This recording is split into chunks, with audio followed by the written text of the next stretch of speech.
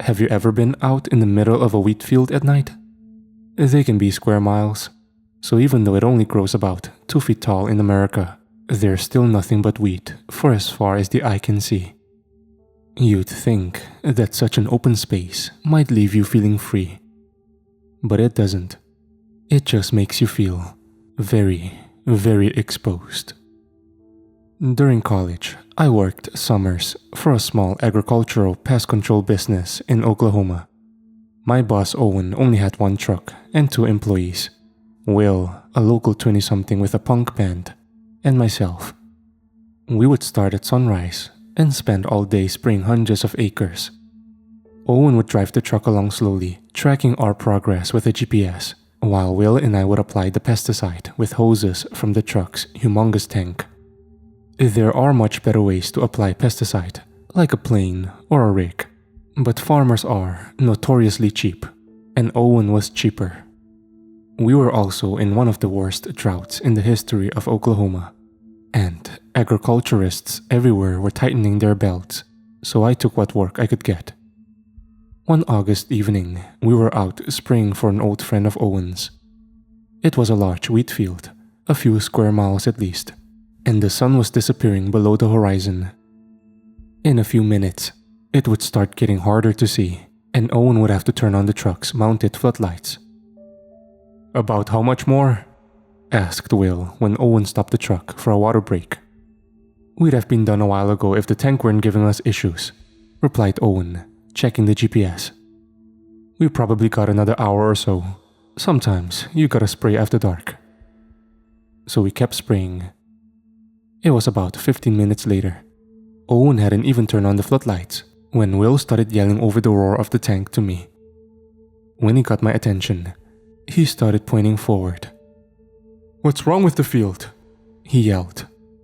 I squinted. About 50 yards ahead, the field did indeed look different, but it was too difficult to tell exactly how in the dimming light. Will rapped on the truck's window. The truck stopped, and Will shouted over the tank. After a moment, Owen turned on the floodlights, and we all gasped. 50 yards ahead, the field was devastated. Empty stalks were strewn everywhere, not a single plant left standing. I'd only ever seen this sort of thing on the news or in books. Owen stopped the car, and we all jogged ahead to inspect. "Harvey didn't mention any empty patches in his field," said Owen when we arrived, kneeling down to inspect the ground. "He probably doesn't know about it yet. Called us too late too. See this stalk? It looks fresh, and it looks like insect activity." Owen pulled out his phone and tried calling his friend, but nobody answered. "Do we spray it?" asked Will. "Seems like a waste of application." "He hired us for the whole field," Owen shrugged. I groaned internally. I'd rather be on my way home, but I couldn't begrudge Owen. He was cheap, but he was a good man. I turned to get back to work, but my legs froze in place when my eyes caught the outline of a dark shape on the empty ground. "What's that?" I said. The others turned, and we all gathered around the dimly lit form. It was a dog, brown, medium-sized, and dead. I gave its leg a nudge, which flopped lifelessly, so rigor mortis hadn't set in. I couldn't tell the dog's breed, though for a moment I wondered if it was part pug, because its vacant eyes seemed to be bulging out of its head. "Looks young, healthy even," said Owen. "And fresh. The flies haven't even set in yet." "Wait," said Will. "It's moving." The dog's cheek was gently wriggling. I almost thought the dead animal's face was still convulsing when a large brown grasshopper crawled slowly out of the dog's mouth. It was wet, and a few strands of some dark, unidentifiable fluid dangled from its long back legs. "Huh?" was all I could say. "But grasshoppers don't eat dead meat," said Will. "Some will," said Owen, "but only when they're real desperate, not when there's plenty of wheat to chow down on. Matter of fact, I'm guessing this guy and his friends are what did the crops in." "Then, where are his friends?" I asked. For a moment, we all stood in silence. Lots of times, especially in summer evenings, as the sun sets, you can hear the chirping of grasshoppers and even the buzz of faraway cicadas. But as we stood in this field, while the sun continued below the horizon, our ears were met only with a stony silence. The newly discovered grasshopper continued crawling its way along the ground. It was weird to see a grasshopper crawl instead of hop. It felt unnatural. "I'll squish him," said Will. "Leave him," Owen said. "The spray will choke him soon enough. Let's get back to work." Soon, we returned to spraying. It became much easier once we reached the devastated crops, since all we could really do was spray the ground. We'd only been spraying for another 10 minutes when, much to the surprise of Will and me, Owen shut off the tank. The stream of chemicals from our hoses weakened and died, and Will and I looked at each other in surprise. "What's up?" we asked as Owen got out of the truck. Owen didn't say anything. With a concerned look, he walked around to the front of the truck, looked to the horizon, and started staring. He was squinting westward, to where the sun had finally disappeared, leaving only remnants of the sunset. "What's up?" I asked. "There's somebody out here with us," said Owen. We squinted into the dying light. I could barely make it out against the western horizon, but after a few moments, I recognized the silhouette of a figure a good 100 yards away, ambling slowly towards us. Then quickly, slowly, quickly. Owen was right. There was someone out in the field with us. The hair on the back of my neck stood up. Who would be out here alone? It wasn't Harvey, the field owner. He was a round man, and the figure in the distance seemed almost gangly, and it appeared to be struggling. It seemed to move its whole body just to take a single laborious step. "He's moving weird," said Owen as he squinted. "It almost looks like he's having a hard time breathing." And Owen took off, sprinting, to help the figure. After several seconds, I looked at Will. He shrugged, I shrugged, and we both started off in a slow jog after Owen, who had managed to get a good 20 yards ahead of us. It was light enough to see that we were getting closer to the figure, but dark enough that we couldn't actually see what it looked like. "Is that a cloud?" asked Will, panting as we jogged. It took a second, but I saw what he was talking about. A dark, floating mass had appeared out of nowhere, and it was heading straight for us. There was a dull buzz, and I only realized what it was a few moments before it engulfed us. It was a humongous swarm of locusts. The insects zoomed towards us, whizzing past our faces noisily as the swarm surrounded us. The noise grew louder and more horrible, like 100 lawnmowers all going at once. I could no longer make out Owen ahead of us, much less the figure. The insects became so dense they started flying into us, their bodies colliding against our faces and chests. I closed my eyes as we kept running, but it got so bad that, after a minute, Will and I were forced to stop. "Did you see where Owen went?" Will yelled over the roar of the swarm, and I yelled back that I had not. For about 10 minutes, all we could do was stand there. I'd never seen so many insects all in one place before. The last bit of sunlight died, leaving us in the dark of night. Finally, the swarm seemed to thin out. We could start moving forward without the bugs hitting our faces. We jogged in the darkness for a bit, calling out Owen's name. I was right in the middle of a particularly loud and long "Owen!" when, without even realizing it, I face-planted into the dirt. I got the wind completely knocked out of me. For a moment, I could only lay there. Finally, my brain registered that I had tripped over something. I reached into my pocket and pulled out my cell phone. Why hadn't I thought of this before? And illuminated the light to see what I had tripped over. It was Owen, and he was stone dead. I gasped as I scrambled away. Owen's body was sprawled out on its back, and it was covered in locusts.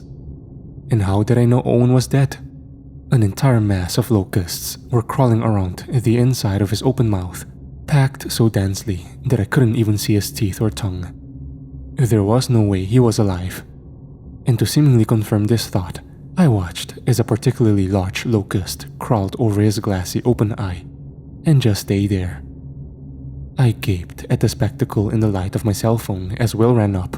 His reaction was a bit more visceral, lots more vomiting and swearing. I turned off the light of my already almost dead cell phone, and my eyes eventually adjusted to the dark. The buzz of locusts continued as they whizzed past our heads. "We should call an ambulance," I offered. "He's already dead," said Will. "What good's an ambulance gonna do?" "It's what you're supposed to do in this situation," I insisted, not actually knowing what to do in this situation. "Let's call from the truck. We should get out of here before the grasshoppers get us too," said Will, swatting uselessly at the swarm. "I don't think locusts can kill a man," I said. "Not by themselves." "Then what did kill Owen then, Charlie?" said Will defiantly. "Maybe Owen just had a heart attack? We can..." But I was interrupted by a sound only a few yards behind Will. We both turned, and because my eyes had adjusted to the darkness, I was able to see the outline, a hobbling figure shuffling its way towards us. Will and I turned and ran for our damned lives. Of course, this meant running through the swarm. That was the direction of the truck. And the truck was our best chance of escaping whatever had befallen Owen. We could barely see where we were going, but it was better than what was behind us. "What was that thing?" Will screamed as we ran. My lungs were starting to give out on me. I couldn't have answered if I wanted to. Still, I sprinted. I stole a glance backward, though the storm was too thick to see anything in the dying light. But it was still coming after us. I just knew it. It had gotten Owen, and it wouldn't stop until it got us too. After a few minutes, however, we had a stroke of luck. I cheered internally as fluorescent lights slowly became visible through the swarm. It was the truck's floodlights guiding our way back. Onward we sprinted, locusts grazing our faces. We finally arrived at the truck. Fortunately, it was still running. Owen had only turned off the tank. We immediately scrambled in, me in the passenger seat and Will in the driver's, and I was slowed down by the bottles of pesticide on the seat, which I frantically threw to the floor. We slammed our doors shut.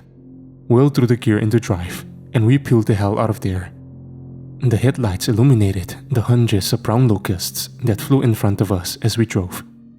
The truck wasn't going fast enough to splatter them yet, so they bounced noisily against the windshield like large hail. Soon, a sizable collection of wings and legs started sticking to the glass. Will even turned on the windshield wipers, but try as we might, we couldn't see farther than 3 feet out the windshield as we drove. So we shouldn't have been surprised when Will drove the truck into a drainage ditch. I had put on my seatbelt. Will hadn't. His head slammed against the steering wheel. For a few moments, he seemed stunned, but he came to after a few seconds. Will slammed his foot on the gas. We could hear the tires spinning uselessly. We were at such an incline that I doubted the back tires were even touching the ground. Will swore and slammed his fist against the steering wheel in frustration. Came the metallic sound of something striking one of the truck's rear doors. Our eyes widened as we looked at each other and then turned to look back. Came 2 more blows. The door shook violently. "It's outside," whispered Will. "It's trying to get in." Could it be? We'd driven away.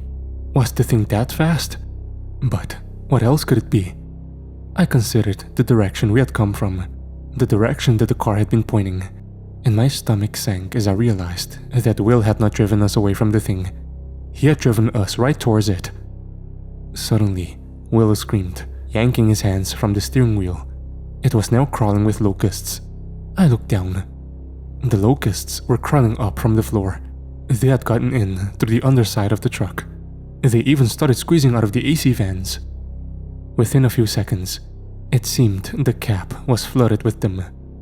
We began frantically brushing them off us as they flew around, and I saw the panic in Will's eyes rising. "They can't kill you," I insisted as I swatted the insects away. "They killed Owen. They're going to eat us," shouted Will, and he reached for the door handle. "That thing's out there," I screamed. "I'm running for it," he screamed back as he opened the door. He leaped out and disappeared out of view, leaving the car door open and me exposed to whatever was out there. Before I could say anything, the swarm outside flooded into the cab. I closed my eyes as they brushed against my face. I could feel them crawling on my arms and legs. The door was still open, and all I could think about was if the thing outside was going to crawl in and kill me. There was a heavy slam against the hood of the truck. My eyes instinctively jolted open. It was Will.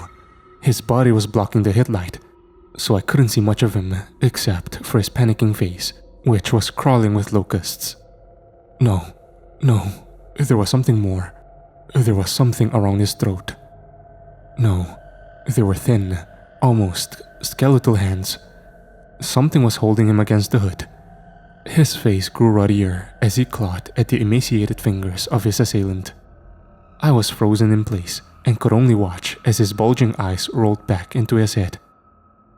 Finally, Will's body relaxed and slumped over, his eyes unfocused.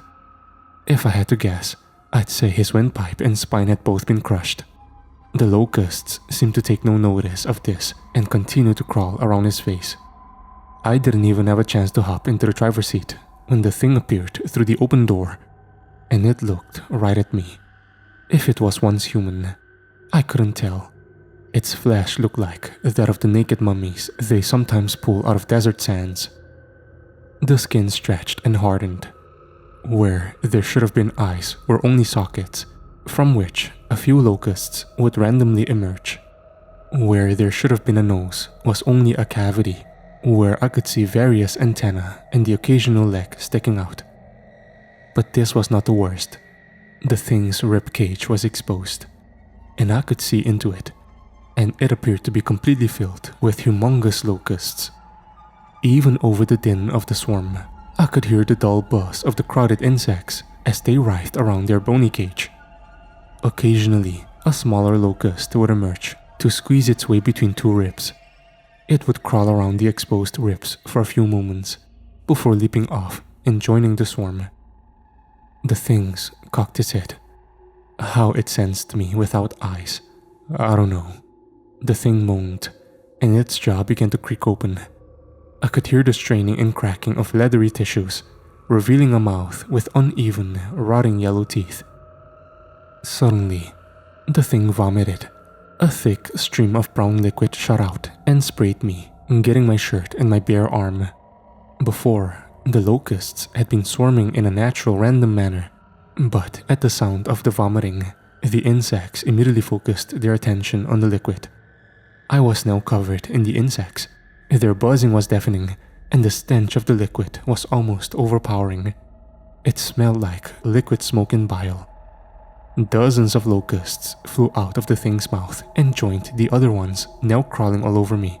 I could feel the locusts' tiny mandibles against the skin of my arm, scraping away at the substance. It didn't hurt, but damned if it didn't freak me the hell out. I screamed. As I sat there, Owen's body flashed through my mind. I realized something. The locusts hadn't been crawling around his mouth. They had been crawling out of it. With a sudden sickness, I understood that the grasshoppers hadn't killed Owen directly. They didn't have poison or venom, or even a way of really biting him.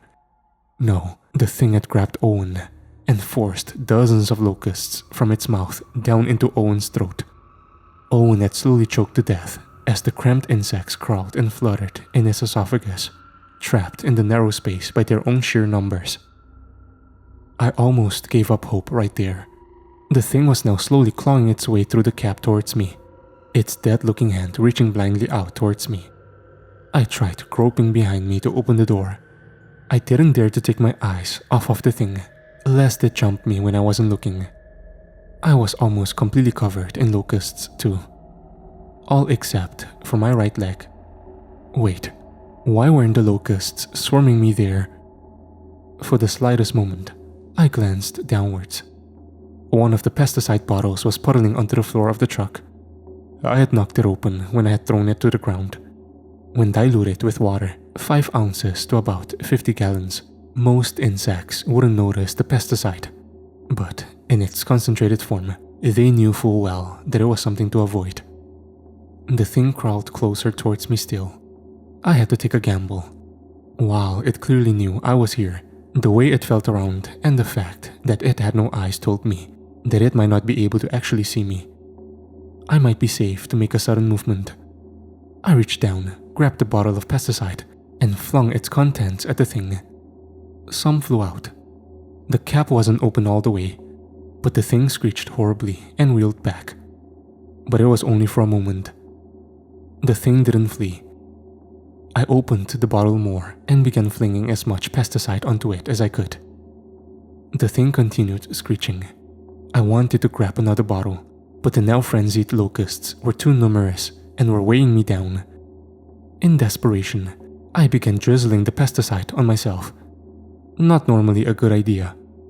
The locusts began to disperse. I grabbed another bottle, opened it completely, and began throwing as much poison onto the thing as I could. Finally, the thing began to retreat out the door. I was able to open the truck door and stumble out. I ran like I'd never run before. The din of the swarm's buzzing began to fade behind me. Ahead of me, only miles and miles of lonely wheat fields. Once or twice, I thought I heard shuffling footsteps behind me. But I only ever saw stalks of wheat swaying slowly in the night breeze. I eventually made it to a dirt road. My phone couldn't get a signal, so I walked the dirt road for 2 hours until I finally hit a paved road, where 3 hours later, I was able to flag down a trucker who let me use his phone to call a ride home before I contacted the police. The police never got back to me. They didn't even call me in for questioning. Owen's and Will's bodies were never found, and their families never got any closure either. At least, none that I heard of. I got acute poisoning from the pesticide, which resulted in several patches of dead skin that have since scarred over. I later learned that Harvey and his family, the owners of the fields, were reported missing. After their disappearance, the land became the property of the government, and from what I've been able to find, is now considered mostly useless. They just can't get anything to grow there.